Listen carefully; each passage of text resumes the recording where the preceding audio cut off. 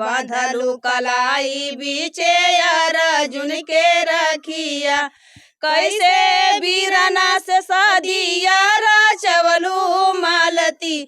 है कहीं न कहीं जो विष्णु राज है अपने पत्नी का परीक्षा ले रहा है और पत्नी जो मालती जी हैं परीक्षा में फेल भी हो चुकी है। टोला महल्ला गाँव गड्ढा गरियावे ऐसन काहे कैलू काम मालती। जितने भी दर्शक हमें देख रहे हैं सभी दर्शकों को पहले तो संजू और मंजू की तरफ से तहे दिल से प्रणाम। और जो अर्जुन के साथ मालती जी का शादी हुआ है और उनके पति ने शादी करवाया है उसके ऊपर हम एक गीत बनाए हैं जो हमें देखने में अच्छा लगा, सच लगा, वही गीत हम अपने कलम से लिखे हैं।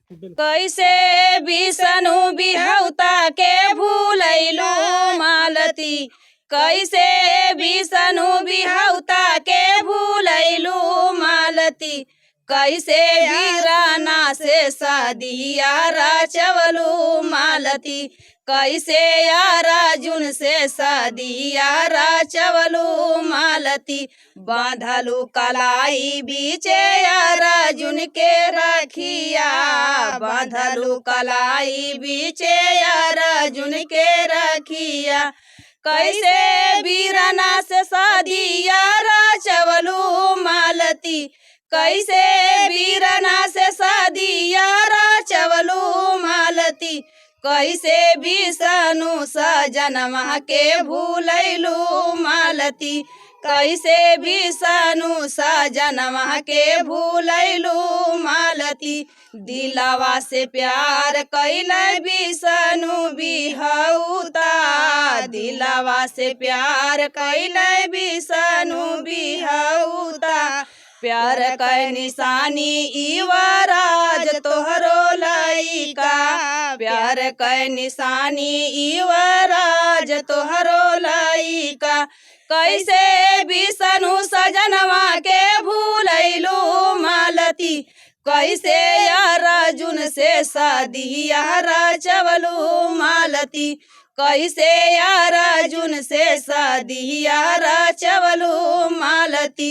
सीता कै परीक्षा लेहल श्री भगवान जी। सीता कै परीक्षा लेहल श्री भगवान जी। तोहरो परीक्षा लेहल विष्णु सजन जी। तोहरो परीक्षा लेहल विष्णु सजन जी। तू त भइलू परीक्षा में फेल मालती। तू त भइलू परीक्षा में फेल मालती। तू त छोड़ देहलू पहिला भतार मालती।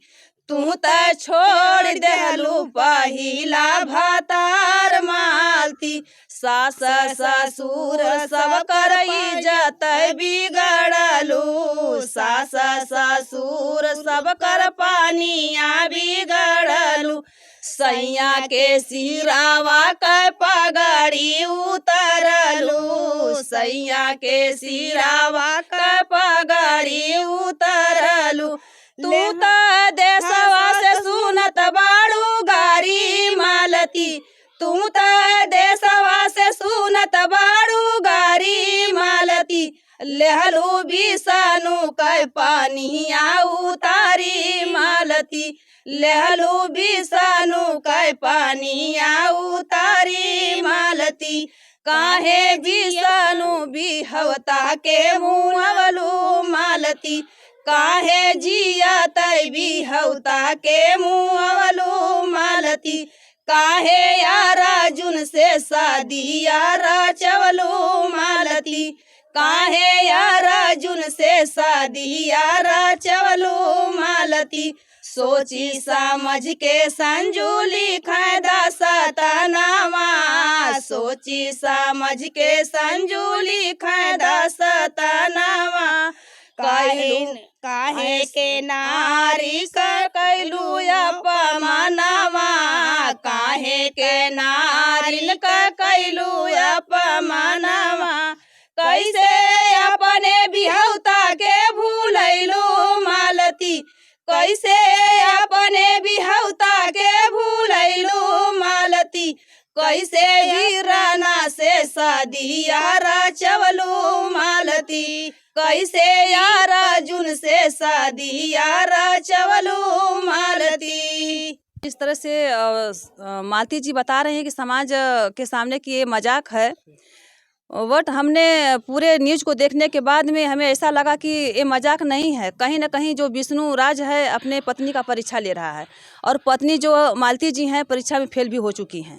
एक दूसरा गीत हमारा है, जितने दर्शक हमें देख रहे हैं, मालती जो चौहान हैं उनके ऊपर हमारा दूसरा गीत भी बना है। प्यार कई के मालती पगलाए गईली, अरे प्यार कई के मालती पगलाए गईली, अर्जुनवा के संग हम बियाह कईली, अर्जुनवा के संग हम बियाह कईली।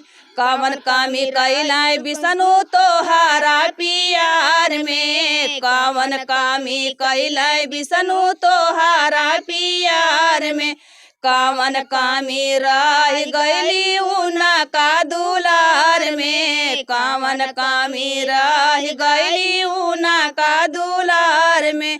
काहे भैया से बनावलू भातार मालती, काहे भैया से बनावलू भातार मालती, अर्जुनवा संगवा कइलू बियाह मालती, अर्जुनवा संगवा कइलू बियाह मालती। रहलू एक लइका कै माई, तू तय हो गइलू हर जाई, रहलू एक लइका कै माई, तू तय हो गइलू हर जाई। कैसे विष्णु के प्यार के भुलाई गइलू, कैसे विष्णु के प्यार के भुलाई गइलू, अर्जुनवा से मालती बियाह कइलू, अर्जुनवा से मालती बियाह कइलू। सास ससुर कई जातिया बिगड़लू, सास ससुर कई जातिया बिगड़लू, विष्णु दुल्हावा कै पगड़ी उतरलू, विष्णु दुल्हावा कै पगड़ी उतरलू, अर्जुनवा से कइलू बियाह मालती, तू त छोड़ देहलू पहिला भतार मालती, तू त छोड़ देहलू पहिला भतार मालती। टोला महल्ला गाँव गड्ढा गरियावे, टोला महल्ला गाँव गड्ढा गरियावे, ऐसन काहे कैलू काम मालती, अरे ऐसन काहे कैलू काम मालती, अर्जुनवा संगवा कइलू बियाह मालती, अर्जुनवा संगवा कइलू बियाह मालती। सोची समझ के संजूली खतबानी गीतिया, सोची समझ के संजूली खतबानी गीतिया, सोची समझ के संजूली खतबानी गीतिया। नारी समाज कले हलुई जतिया, नारी समाज कले हलुई जतिया, गीतिया गावे बदे कैलू मजबूर मालती, गीतिया गावे बदे कैलू मजबूर मालती, अर्जुनवा संगवा भैलू बेसहूर मालती, अर्जुनवा संगवा भैलू बेसहूर मालती। उन्होंने मालती को ही दोषी बनाया है। हालांकि मेरा एक सवाल रहेगा कि मालती ये कह रही है कि अर्जुन का भी किसी लड़की से संबंध था, और कोई भी पत्नी अपने पति का किसी और से संबंध बर्दाश्त नहीं कर पाएगी। उसे लग रहा है कि अगर विष्णु का संबंध किसी और लड़की से था तो उन दोनों के बीच में भी कुछ ऐसा संबंध था अर्जुन के साथ, तो वो लोग सोचे कि चलो हम एक हो जाते हैं, ये फिर एक हो जाएंगे। तो आपको नहीं लगता कि अगर पति गलत कर रहा तो वो भी तो गलत है? अगर मालती ये कह रही कि देखिए भैया, बात आपकी भी सही है, लेकिन हम भी एक नारी हैं, नारी का अपमान नहीं करना चाहते, नारी के बारे में हम बुराई नहीं करना चाहते हैं, लेकिन हमारे समझ में यही आ रहा है कि जो भी कदम उठाया है मालती ने एकदम बिल्कुल गलत उठाया है। मान लीजिए कि अगर विष्णु किसी लड़की से प्यार करता है, मान लीजिए राधिका नाम वो जो बता रही हैं, सरनाम कर रही हैं कि नहीं राधिका से प्यार करता है, तो अभी तक सोशल मीडिया के सामने राधिका का चेहरा नज़र नहीं आया है। नज़र आया है तो मालती चौहान का और अर्जुन जी का आया है।